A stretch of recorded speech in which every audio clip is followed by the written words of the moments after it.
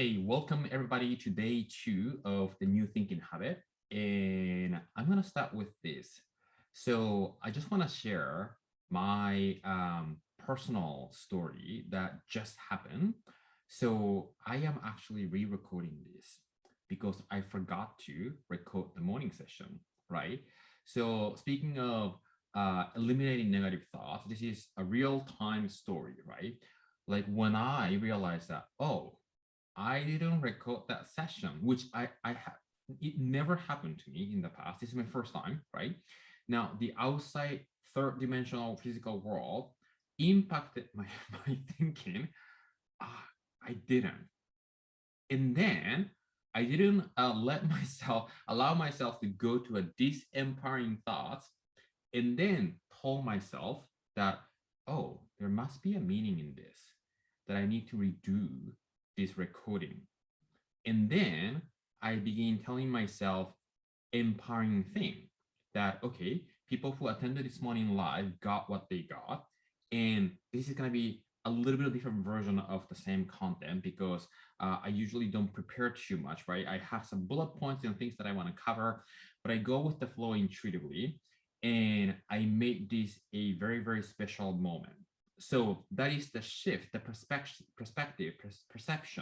that I shifted to change the perspective from moving from these empowering thoughts to empowering thoughts. I just wanted to share that because those who are watching replay, um, I don't know if there's any people who were live who will be watching the replay. Then you have to look at two different versions of it, but that is how we do it, right? So things gonna happen in our life in the three-dimensional physical world that is not in our liking, that is not in our optimum version. And some people might tell you, how do you get not disappointed with it? Well, I must say that momentarily I felt that because that's a biological instinct, right? Fear is a biological instinct that I'm going to be talking about more of today. But then I quickly noticed and shifted out of that. So I just wanted to share that because that was actually funny for me to experience. Teaching the new thinking habit, eliminating negative thought, how to shift from disempower to empower. And I experienced the disempowering moment just a bit and then to shift. And one of the things that I want to say is even though I talk about eliminating negative thinking, there's no way for us to eliminate negative thoughts because that's part of the law of polarity, which is actually the perfect topic for today, or actually yesterday, that I'm going to be talking about today. Uh, Law of polarity tells us that there's two sides of us, right? Left and right, up and down, inside, outside, dark and light, good and bad, wellness, illness, sun and moon. Those are all two separate energies, and physical and spiritual, biological and spiritual. So if there's love, there's fear. Uh, Love can be appreciated more when there is a fear, but we don't want to let the fear absorb us. We want to recognize as a contrast so we can step into the energy of love deeper. That's how we want to use our mind to shift out of that. So I just wanted to start by sharing that, and I want to make sure that this one is recorded. Just make sure that this one is recorded. Yes, it is recorded. And I want to start by answering Kimberly's question that she asked on Facebook group. And although I said that the Q&A is a place for me to answer the question, but I wanted to answer this question because the question that she asked was about how I came to my knowing. There are different people who influence the way that I understand things and the way that I teach. And I think I just put together because the feedback that I get often is that a lot of people know about the law of attraction and manifestation. I think I have a unique way to put things together and explain. Even one of the somebody, I can't remember who it was. A couple of people told me that, oh, I have never heard people explaining this way, right? So it's just my nature to bring from different pieces to put together and integrate and to share what makes sense to me at this moment. And then the reason that I'm saying at this moment is that it's a constant evolving process. Like people who have been working with me know that I wasn't explaining like this even 3 months ago or 6 months ago. It doesn't mean, but here's the thing though. The interesting thing is that, like for instance, something that I created intuitively. When was it? Maybe like a 2017 or 18. It still speaks true to me. But then what I created back then, I now am understanding, oh, this is what it really means. So it's a constant unfoldment of the awareness. And depending on what I become aware of, I change the way I explain things because you will hear me saying today something similar to what we talked about yesterday from a different angle. And I think it's essential to it's not a simple one directional angle that you can see things, but when you look at from multiple angles, it's that making sense much more. And then the dots start connecting, not only from an informational standpoint, but in your day-to-day life. So just to remind you, my goal is not for you to just sort of listen to and understand intellectually, because that doesn't change your state of being and behavior, therefore the result. Many people go to workshops and seminars and get pumped up and feel like they learned something, and they go back to the habitual state, nothing being changed. So I want to make sure that I communicate about that. So I leave you with some sort of practices, right? So let's go back to Kimberly's question.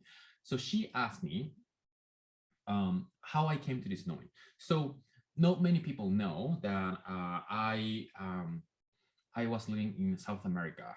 I grew up in Peru, a country called Peru, which is known for Machu Picchu, right? For good food as well, from 2 to 11, age 2 to 11. And about the age of 5 and 6, I think I had this dream that the airplane that I was in was about to crash. And I had that 3 days in a row. Now, that experience, when I went to my mother's bed to cry, right? Um, at that age, at the early age, I became very conscious and aware of this concept of death. And then what that allowed me to go into and focus on is to become very curious about what life is. So it's interesting, like 5, 6 years old, I was in completely different mentality. Like I was looking at life from a completely different lens, and I was questioning the way that most people were living. I felt like what most people were living and focusing on, well, it's okay to have fun, right? But was sort of like a secondary. Like I wanted to find out who I was, spiritual essence, because I knew that life has much more to offer than what you can see in the physical eyes. I truly knew that. And then, my mother is hyper intuitive person. So I got that from my mother. So that was the beginning of my journey. And at the age of 16, 17, I came across a book called A Conversation with God, written by Neil Donald Walsh, who became my first spiritual teacher. And I was reading, if you know his book, it's the best-selling book that influenced so many people. I was reading the book when he was publishing. So when he published Conversation with God, I quickly discovered that book, and I was waiting for that number 2, number 3, Friendship with God, number 1, number 2. So along with my career as a dancer, I was heavily immersed in the world of spirituality. So that was my teenage, right? And I moved to Los Angeles in 2005, pursuing dance. That was the external sort of like an explanation to people, leaving my career in Japan. But I knew that I was onto something, that I had something that I have been looking for that I could find by moving. So I had a bulge in this, so I threw my back during audition. I moved into like things like Pilates, yoga. That's what I did in Los Angeles. That took me to move to the Bay Area in 2010, where I'm currently living, to pursue my graduate studies in holistic health education. Now, because I was already in the wellness health community, I chose that major. But what I was so interested in was the role of the mind and consciousness. So things like consciousness studies and somatic psychology, which is a body-oriented psychology, became my focus. So some of the language that I use might be coming from the academic area, but I like to sort of loosening up a little bit so anybody can hear. And then, even when I was in Los Angeles, I was also into personal development.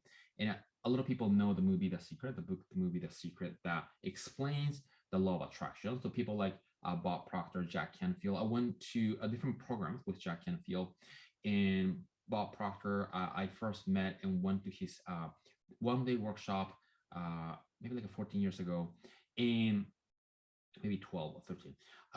And then eventually I became a consultant through Bob's company. So I teach a lot of the things that he teaches. And like Bob Proctor, Joe Dispenza, if you know him, and Bruce Lipton, who is an cell biologist, to me, they're all talking about the same thing, just a different focus.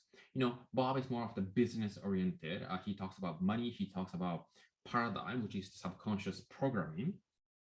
Joe Dispenza also talks about that, but more from a neuroscience standpoint. He's heavy on science language. And Bruce Lipton comes from more the health, right? Because he's an epigenetics. He's the person who is sort of promoting the idea of epigenetics, which means above genetics, and we're not determined by genes. The psychological awareness, the thoughts, you know, all three people are talking about is that thoughts have a huge influence in who we can become and our destiny, how we can attract and manifest in the physical world. So three different people, a little different focus, and yeah, blend of those along with the spirituality is what led me to where I'm at, the way that I'm doing. And it's fun because constantly it's evolving. And let me tell you, because yesterday I talked about how, you know, going into the empowering side is all about owning the power within, because that's when we're letting the soul to shine through in this physical world. That is the unity of our spiritual essence. When we utilize our mind and then choose to think thoughts that empower us, which is a positive thought, what actually is doing, what we're doing through that is that we're allowing our soul to come out to the surface to integrate with the physical world. You know, I truly believe, well, when we understand that three planes of who we are, none of the symptoms that we experience in the physical experience is caused by the physical material world. Everything comes from the spiritual, or the lack of connection, the lack of integration of the spirit and matter, which is our physical body, is what's creating the symptom, even in your health, even in the flow of money, even in the relationship, if that makes sense. So it becomes, I hope you get this, because it becomes so much fun when you understand how energy is being directed through the suppression or expression of the soul. And how do we bridge that gap between to unite and integrate that three dimension and the third dimension and the fifth dimension is through our thinking and feelings and belief. Those are an intellectual property, right? So the mind is truly the solution, and the mind is the only thing that is in the way. um you know, the body and the soul are always in the now. The mind is where it's travel all over. And when we are able to direct the mind, when the awareness can direct the mind, you can begin aligning the soul and the body. When the soul and the body meet, that's when the heart is open, because when the heart opens, the soul is shining through that to experience what the physical body is here to do. And if your soul is suppressed because you're going to the disempowering land or village, whatever that you want to call, um, you will have always some sort of resistance. And that lack of alignment, the lack of integrity between the soul and the body will show up, life informing you that you need to turn your attention inwards. When something is happening in the outside world, it means that something needs to be changed inside. That is all.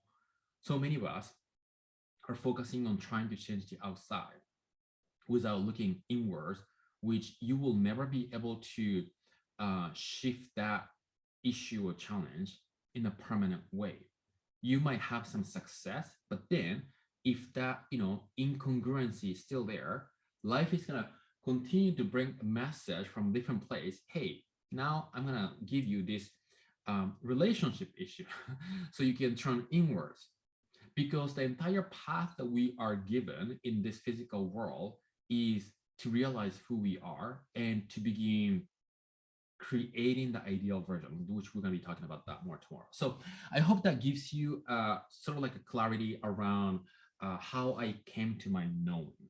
So let's get in. So yesterday, I hope you had a chance to engage in that reflection. And yesterday, so we covered a lot of stuff. One thing that I didn't cover too much was about actually why we have a negative thoughts.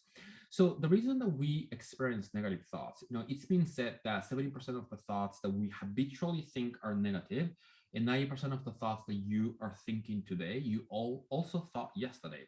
So we are like a repeating autopilot creature, right? And the only thing that we can break out of that habit and default state is to realize that that's what we are actually doing, and to be intentional and live by design. So intention is the opposite of habit, and design is the opposite of default. So in the animal kingdom, because we are also an animal, right, in the physical world, we are driven by fear. What I mean by that is that the biology and the structure of the brain is designed for us to feel fear instantly.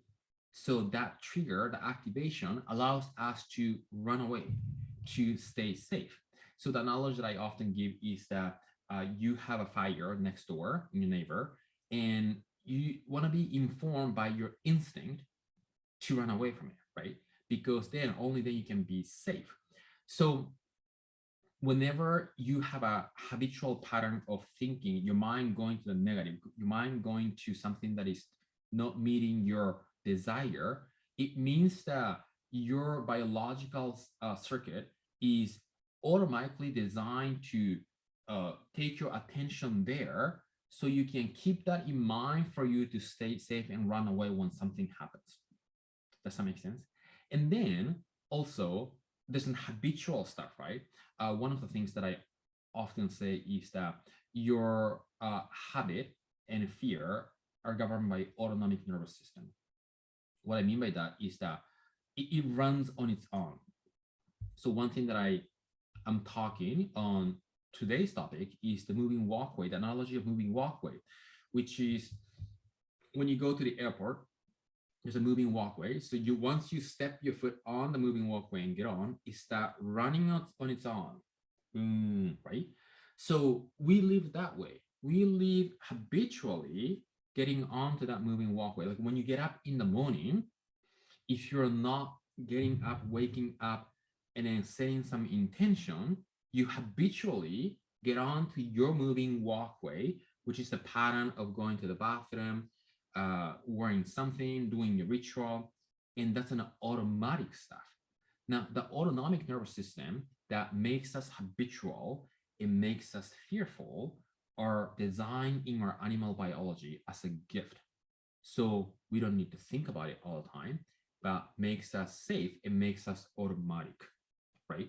But if we are not aware that that is happening at the biological level, what's happening in most people is that characteristic, that traits of the moving walkway, habit, and fear start absorbing them and then start owning their life, which people start losing control and get stuck. So what we need to do is to become aware that that is the function of biology, and what we need to do to really become aware and intentional, and to not to be used, but to own our mind and understand fear and habit and utilize effectively in a way that moves us forward. Does that make sense? So let's get into the topic today. So we're going to be talking about the three keys to change is gratitude, worthiness, and attention. But there's more than that that we can talk about. But I just wanted to make it simple, right? What are the three things that you can focus on today and moving forward to be able to stay in the empowering thoughts all the time? Now, let's talk about gratitude first, but let me open my favorite whiteboard. Okay, so I know a lot of people in the spiritual space and also in the personal development space talk about gratitude journal and gratitude practice, right? And we often suggest people to start with, I am so happy and grateful now that. I am so happy and blessed and grateful now that. Whatever that is that resonate with you the most. But here's what I want to sort of help you go a little bit deeper. So take a moment to think of any in the past memory in your life. What is the number one overwhelming gratitude moment that you have ever had that took you to the place of tear because you felt so sacred and you felt so so amazing in that experience? And that is actually the deep, profound gratitude that we want to tap into. Now, why do we cry or why do we experience tear when we have that deep sense of gratitude? In my experience, because like let's say, one thing that I talked about yesterday was that you're not the mind, you're not the body, you are the one who is aware of that, right? So if you have a thought, you can become aware that you're the thought, you're thinking thoughts. And if you bring your attention to your inner body experience, whatever that is right now, you can observe those.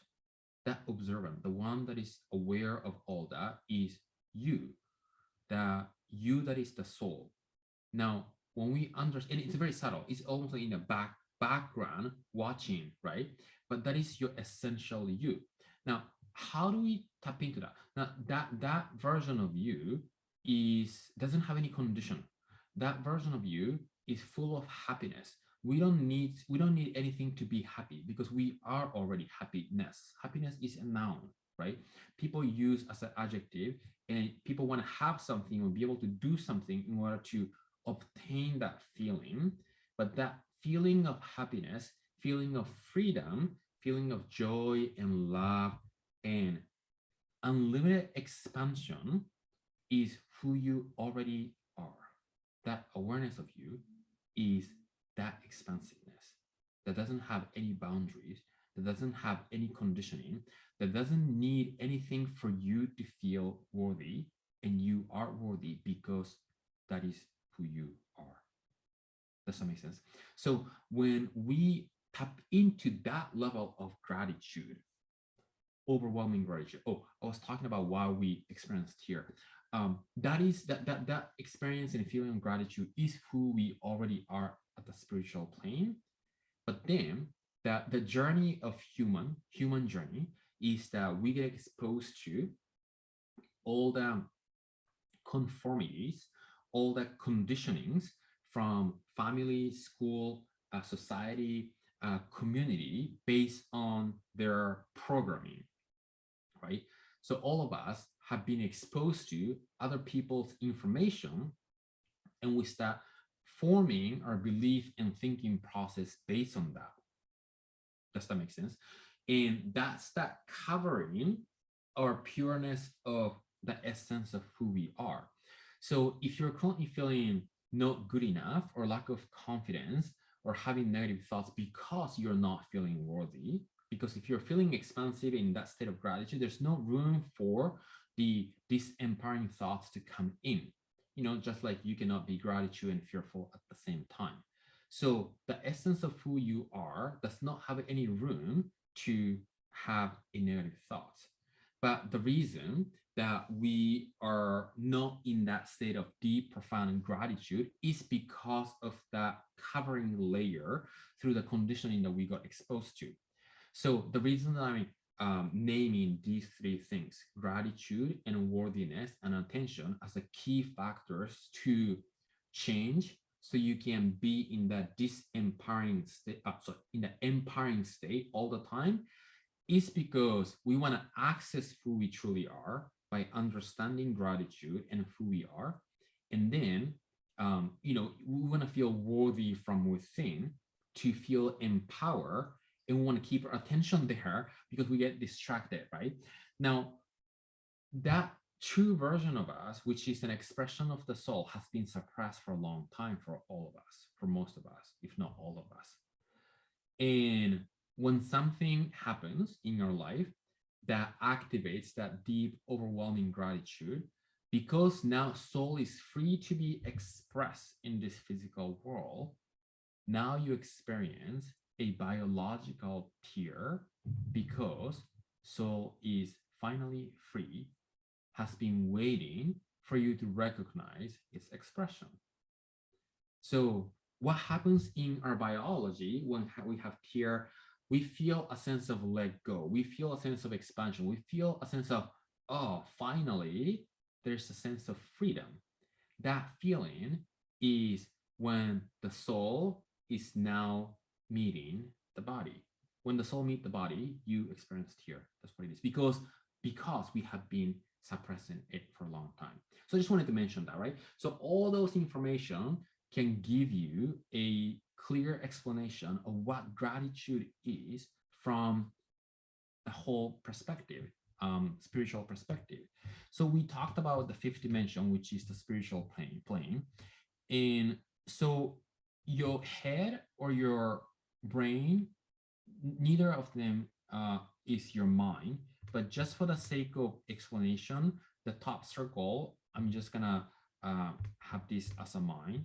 In the bottom circle, I'm just gonna have this as a body. And the mind has two layers: conscious mind, which is here, and the subconscious mind is your body. And for the sake of gratitude, I'm gonna draw a heart here because the heart and the body is what feels, right? So yesterday I talked about the mind or the brain is what does the thinking, and the heart or the body what does the feeling. And then we have this three-dimensional physical world.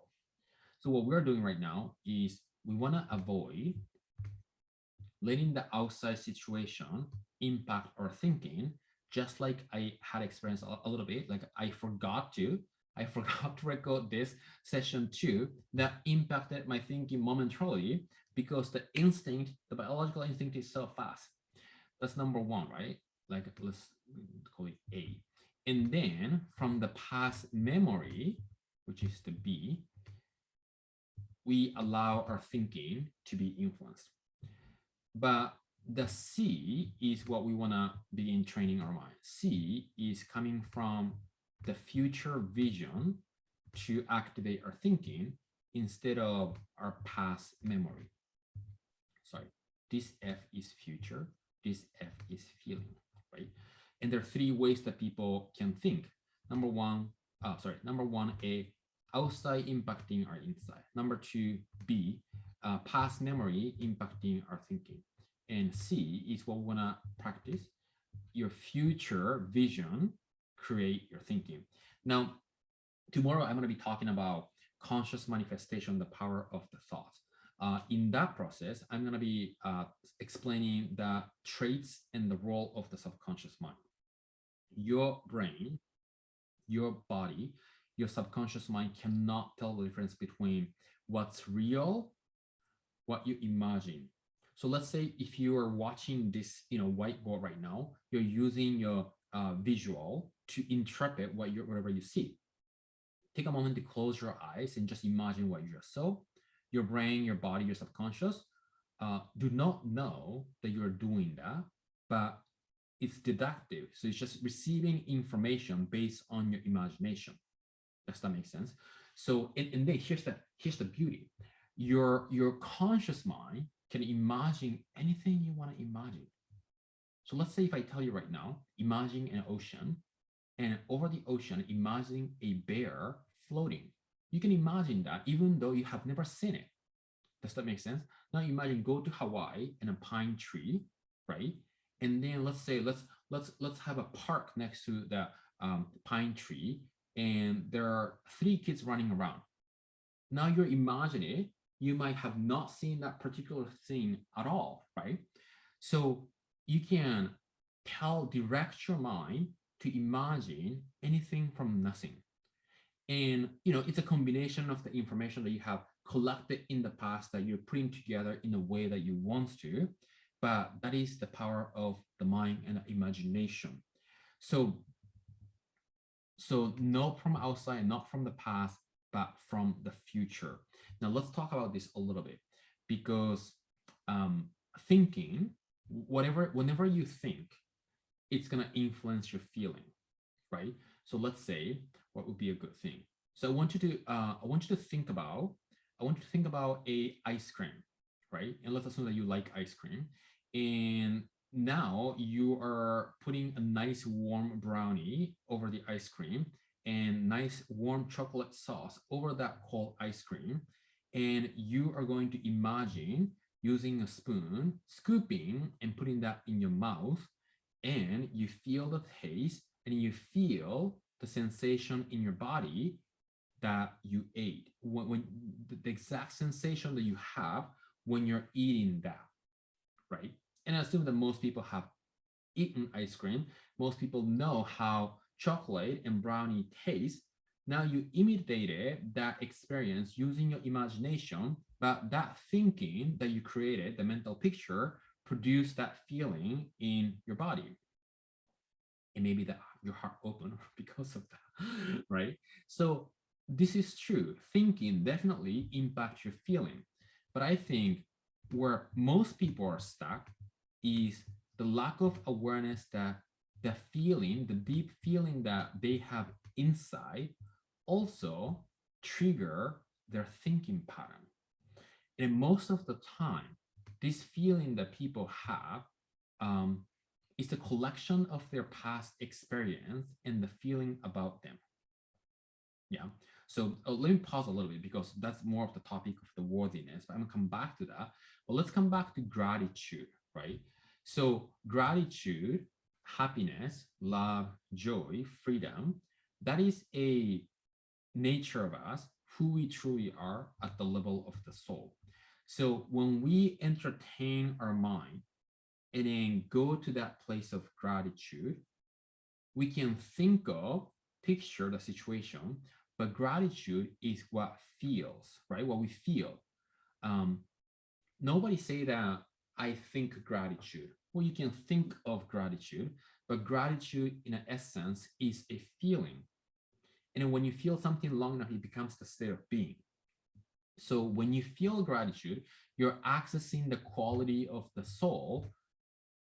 In essence, you're allowing the soul to express through your heart, just like you had that moment of tear with the overwhelming gratitude, to be able to by opening the heart.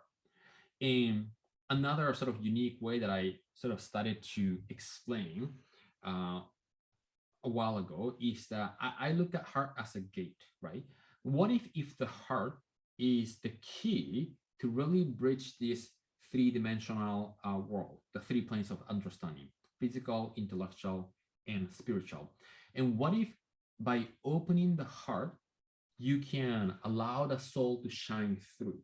What if the heart is the key, is the gate for the soul to shine through? And I like this analogy, which I don't think I got this from anybody. It just came to me as I was, explaining stuff. And, warm heart and gratitude will allow and let that soul to be expressed in the physical world, right? So the reason that we want to practice gratitude is because that is who we are. And the more we live in this spiritual plane connected with this infinite intelligence, that is what allows us to stay in power. And when you're feeling grateful for and feel that in your entire body, you cannot be experiencing two polarity at the same time.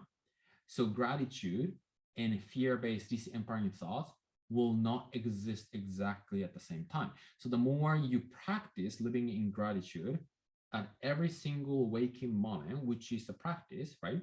Um, you will not have a tendency to go into this empowering state. That is the reason that we want to practice and embody gratitude, the overwhelming, profound, deep gratitude. Now, let's go back to this thinking, feeling thing. Now, many people have this sense of not feeling confident, not believing in themselves enough, not feeling good enough, the sense of unworthiness based on how they were treated from the outside, how they perceive the event, maybe guilty, shameful, insecure, whatever that is that we, as a default state, because I don't think it's essentially we chose to think that way, but I don't think most of us, when we're little, had this conscious awareness to decide what to think. So it's just happened, right? But that information, whatever you saw in the world that led you to feel who you are, is in your subconscious feeling. And that sense of worthiness can also make you think these empowering thoughts. So it just makes sense, right? If you're, the more you feel worthy, the more you feel confident, the more you will have positive and empowering thoughts. So the feeling can also influence your thinking. But here's another layer that I want to explain. That is only your story. We are telling ourselves that we're not worthy because that's how we feel based on the story that we interpret in the past. But if we can kind of bring together what I have been talking about, your mind and your body, those are not you. The true essence of you is what's underneath that and doesn't have any condition. So you're unconditionally loved already. You are unconditionally happiness. You're unconditionally freedom. You're not attached to anything at the spiritual plane. And the mind that thinks start putting all the labels and attachment, and the feeling that you might be holding onto right now might be letting you think and see yourself that way. So what do we do, right? We need to, first of all, wake up to this idea of understanding who we are. We are not our stories. Whatever that happens in the past, we are not our stories. That is just a story, right? The intellectual construct. And to be able to really see ourselves in the light of perfection, to be able to see the light ourselves in the light of completion, to be able to see ourselves in the light of pure happiness, love, and joy. Yeah. So that is who we are. So how can we go there almost all the time when we are awake? That's what we're going to practice. So let me tell you how you can shift that unworthiness. So worthiness is your feeling based on how you're seeing yourself. And the feeling takes a little bit longer for us to shift, right? Now you can begin, you can choose any thoughts instantly, just like I guided you to think about the bear floating on the ocean. Yeah. So what we want to do is to consciously entertain the image of who we want to become. Because here's the key. I'm going to talk about this more tomorrow. The essential version of the soul version of us is unchangeable, which we don't need to change at all. The self that is in an intellectual construct that I talked about yesterday, that who you are in this physical world only lives in your mind, because that image that you hold about you is in your mind, right? So you see the mirror and then see yourself, and you might have a certain idea about you by looking at the mirror, but that version of you only lives in your mind, and that's in your thinking. So, and then, combining what I said a moment ago, you can think whatever you want. So that is again the realm of epigenetics that I was talking about, led by Bruce Lipton. So what if that conscious imagination that you can entertain out of nothing can draw a picture about you and see yourself who you want to become? Let's do some experiment over here. So take a moment to picture yourself accomplishing something that you want to be accomplishing and begin entertaining that idea that you are that version in your mind, and then begin creating a scene around who you are surrounded by, what are you talking, what kind of conversation you're having, and then in that scene, how you see yourself, the confident version, intentional version, caring person. And when you entertain that picture of you that you're collecting out of nowhere, but originating in your mind, you can begin tapping into that feeling of who you are, how you feel about you based on that imagery. And when you entertain that visual over and over, because as I said, your subconscious mind cannot tell the difference between what's real and what you imagine, the vibration in your body, which is your feelings, that shifting little by little by little. Now, you do want to identify that version of you that is feeling unworthy, right? Just write down what is that unworthiness, where it is coming from, like how are you actually feeling about it, right? And then get it out there on paper. And after you have done that, you don't need to give too much attention to that. Too many people are putting too much attention to releasing the blockage or trauma. Well, of course, there it really depends on the severity and intensity. But for most people, we don't need to give attention to that, but to give full attention once you identify that, to give full attention to who you want to become, and mentally picture that and practice feeling as if you are already there. And that's the practice that you want to do to be able to change that worthiness. So let's say if you are now fully worthy and you see yourself, whatever that desired outcome that you would like to be. It could be a successful person, it could be a caring person, it could be a respected person, somebody who you desire to be, to feel expressing yourself fully. That is a version of you that would allow you to live in that empowering thoughts, because it's probably very difficult for people to stay in that empowering state feeling unworthy. Yeah. So that's number two. Gratitude, number one. Worthiness, creating worthiness from within. Number two. Number three is attention. Now that we have this gratitude and having that desire version picture, and then practicing cultivating and nurturing a worthiness version of you, you want to keep your attention to that version of you as much as you possibly can. And the reason I'm saying that is because driving your life from a habitual default state driven by your past memory is highly habitual for a lot of people. So in order to overcome habit, we need to be intentional. If you don't consciously and deliberately go to that imagination of the desired version, you probably habitually and subconsciously go back to feeling like how you have been feeling about you. Does that make sense?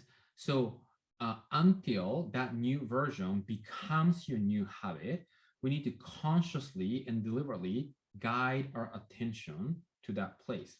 That's one of them, right? Number two is that there's gonna be physical evidence on site that will sort of tell you something different from who you want to become.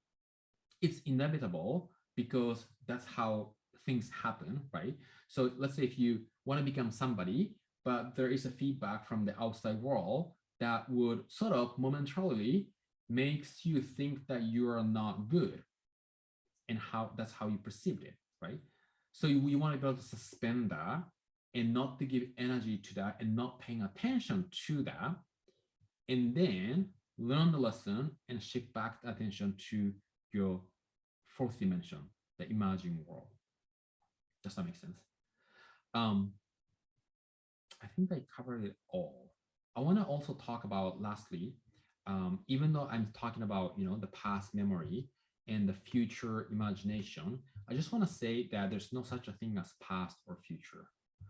um, because when the past happened, it was in the present moment back then, and when the future arrives, it's always going to be in the present moment.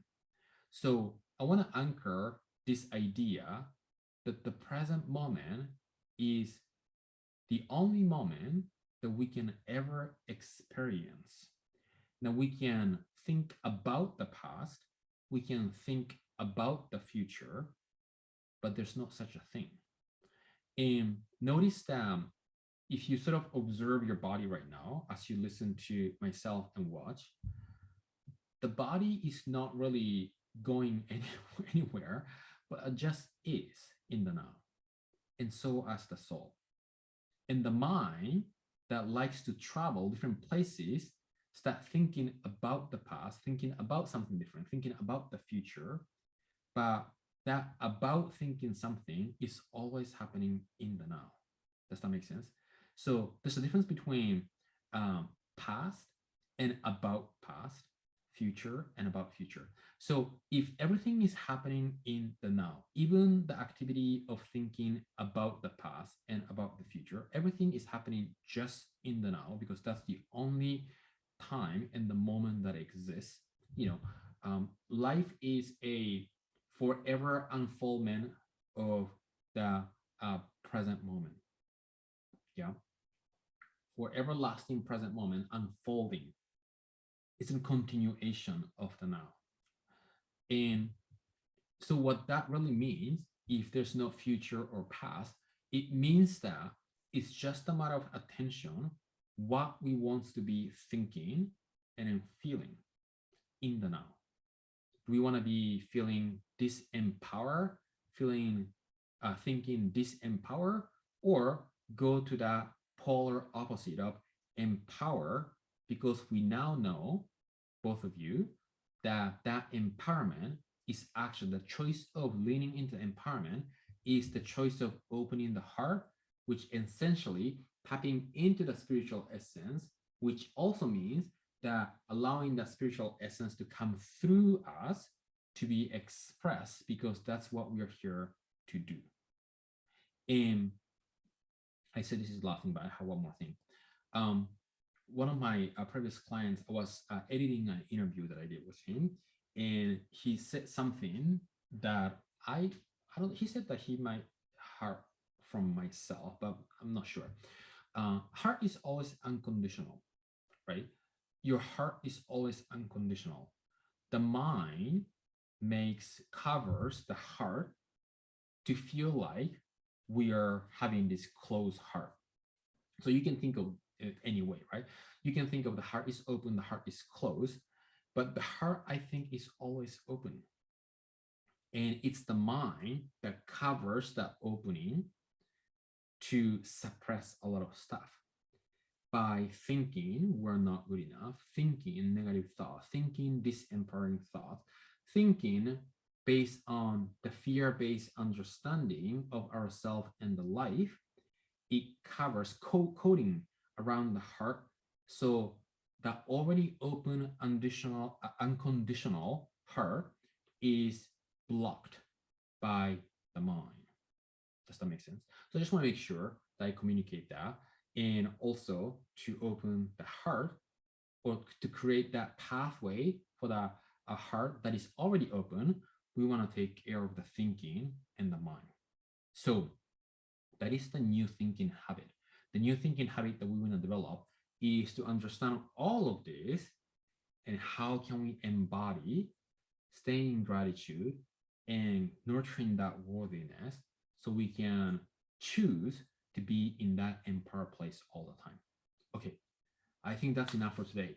I think this is the reason that I didn't get to record, because sometimes something different came out from through me. So that is all I have for today, and I will see you in the next tomorrow's session.